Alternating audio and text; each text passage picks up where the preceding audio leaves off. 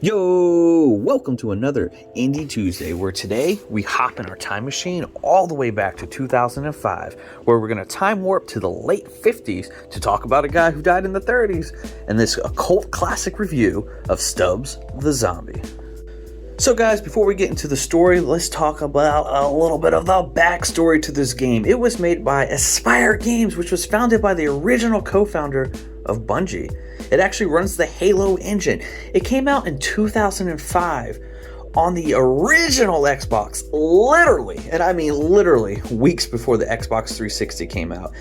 It was briefly available on the 360 digitally before it was removed for some technical issues. The company was later purchased and folded by Disney. So this game, honestly, never had a proper life and has become somewhat of a cult classic. So guys, story-wise, this game is slow to start, but the general gist is you follow Edward Stubbs Stubblefield, who is a traveling salesman who knocks on the door of the unknowing Maggie Monday. They fall in love until her father comes home with a shotgun, and Stubbs is never seen again. Until 26 years later, when his son, millionaire Andrew Monday, opens up the city Punch Bowl. And at the ceremony of Punch Bowl, Stubbs decides to show up because he awakens from his grave. Again, the story is kind of slow to start, and there's very little story progression between missions. It almost seems piecemealed or one-offs. But overall, the story does come together at the end for kind of a classic, quirky, funny story. The story of Mr. C, really, if you really think about it.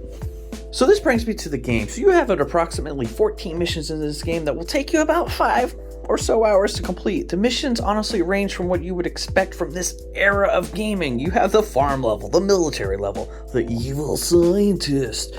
Within these levels, the goal is pretty much the same: to kill everyone.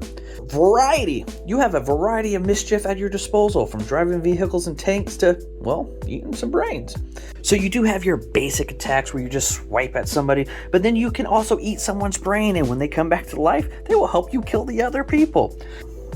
As you eat brains, you do unlock these power-up moves. One is a bow, in which you can actually take your bowel out of your stomach, throw it at somebody, and choose when to detonate it as some sort of explosive grenade, like gas on people.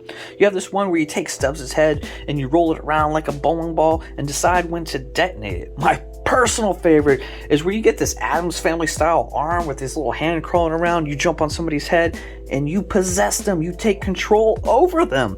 Once under your control, you have access to their weapon, whether it's a shotgun, a rocket launcher, or a pistol. And you control this person as long as you can keep them alive. It was a nice buffer for me. I would try to actually clear out a room minus one guy, mind control him, and then take them throughout the stage so I can leave Stubbs in this empty room protected. The bowling ball move took way too much to regenerate, more so than it was actually worth. The guts throw was also very effective in large crowds. The other moves available was a fart that just really stunned enemies. And this is basically the game. Control-wise, I thought everything was pretty tight. Keep in mind, this is the same engine as the original Halo, so the vehicle plays the same. The gunplay was very familiar, and to be honest, I was surprised by how tight the gunplay was, especially considering that this was like a zombie game. Like, this wouldn't be what they focused on. I will say I hate the shotgun, as it just took way too long to load, and the range was awful on it. Graphically, this game did not look anywhere as bad as I thought it was going to look for a game that is 16 years old at this point. This game is more of a port than a remaster or remake, and the studio was very clear on that, which I do give them props for. Graphically, Stubbs is the best looking thing in this game, as he should be, since he's the hero. The menu, like pop-ups on the screen and the actual hub on the screen, just looked awful. But back then, in those days, that actually looked good. The environments actually did look good, and I loved how they had some of these funny stores, like the Big and Tall stores was called Stretchies, but the world did feel a little barren. Overall, I feel like I need to put this into perspective. 16 years is a while ago, but in gaming and technology terms, it was a lifetime ago. We were talking about a 3 gigabyte game, whereas something like Call of Duty now is 200 plus gigabytes. I say that with meaning. I lived through this period of time where this quirkiness of game had a home. You don't often see games like this anymore. From a graphic standpoint, I think the game actually holds up. It is comparable in a lot of ways to the indie games of today. I think there could have been more at stake as far as filling the world or having more enemies on screen like Dead Rising, but again, this is 16 years ago. The gameplay was just plain fun and the mechanics were nice and tight.